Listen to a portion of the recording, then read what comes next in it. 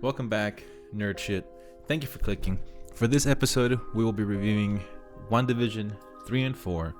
I've already kind of seen them, but the good thing is that I will be able to speak about everyone's reaction because they didn't really trend last week or for the first two episodes, but for the first three. But this episode 4 really has people going crazy. But in my opinion, it's not really anything to be that kind of hyped about. So we'll talk about that. Alright, so let's get into this episode 3. There was some cool stuff in there. Yeah, like how they reference Hydra soap. Hydro Soak, the brainwashing. So the first time that I saw it, because I don't keep up as much with this stuff as the DC stuff, with this particular Marvel stuff, the first time that I saw it, the Hydro Soak went over my head also. I like the part where where it went from 4:3 to widescreen. That was cool. But and Wanda getting freaked out, that was cool. My favorite parts were when she mentioned Ultron and how the girl got removed from Wanda's former reality. Yeah, her little bubble, her little dome, Pleasantville, that she has created there. Yeah, it's okay. It was much better than the first two. And how the other characters knowing they're inside a dome. Yeah, the part of them trying to escape is now a bit more obvious, right? So, all right, so let's see part 4. This is the one that everyone's going crazy for. There's one part that I like, but I'll talk to that right now. We'll speak about that right now. That was episode 4. Now that was that was definitely the best they have done so far. For sure. The moment that that I liked the most was that Vision moment, because it means that this whole time that he's been doing all of these things that you've seen him for the last 3 episodes, it's been a zombified version of that. So I like that, but that's the only real cool part. That was the only real. I mean, people are saying reveals and people are going crazy, but I don't think so. All the stuff so the first 3 episodes, they showed it to you from Wanda's perspective, where people inside the bubble. Okay. Episode 4 was everything from episode 1 to 3, but from the perspective of people outside the bubble. Yeah, and how. But everything that we were talking about in episode 1 and 2, they just confirmed it, right? But they didn't tell you anything that you didn't already know, right? Right, so it wasn't as fulfilling, but it was at least cool to see how everything tied up. Well, no, it was fulfilling because they're giving you confirmation, right? But everything that we were talking about, they confirmed it, right?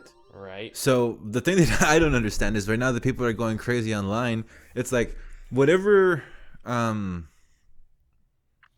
wild your imagination runs, thinking of the conclusion to the story, it's ultimately going to be a Disney ending to the story.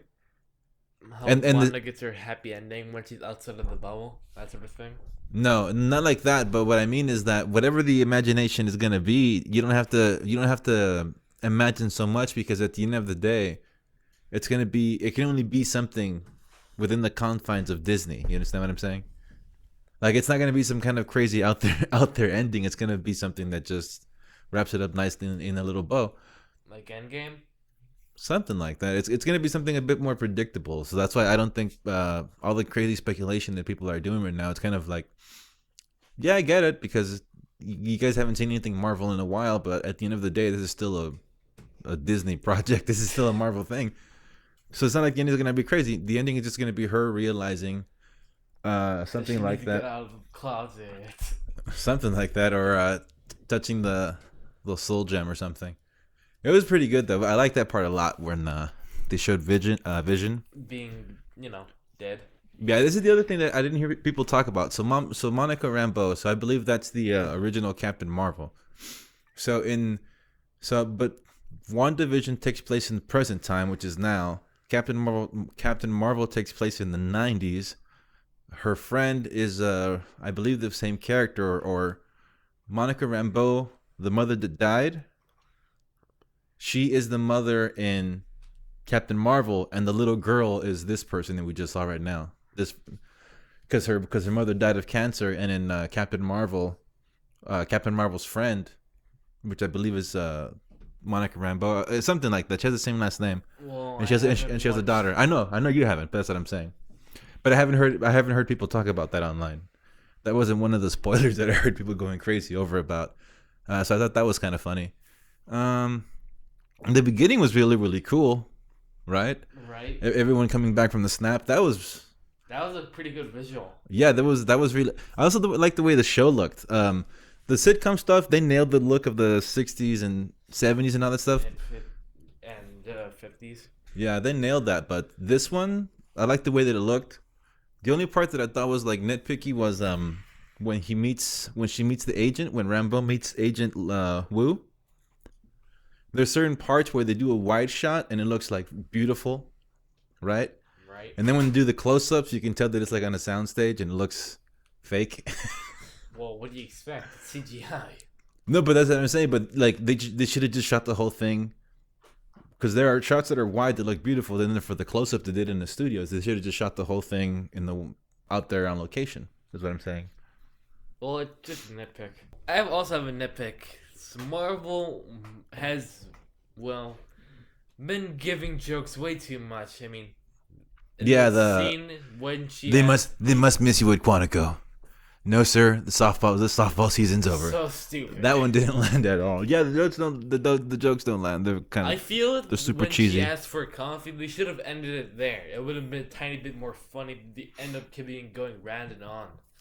Yeah, Kat Dennings' character. She's that girl from the Thor side of the stories. They didn't really show anything new. It was just confirmation on a lot of the stuff that people were already knew about. And showing how everything happened.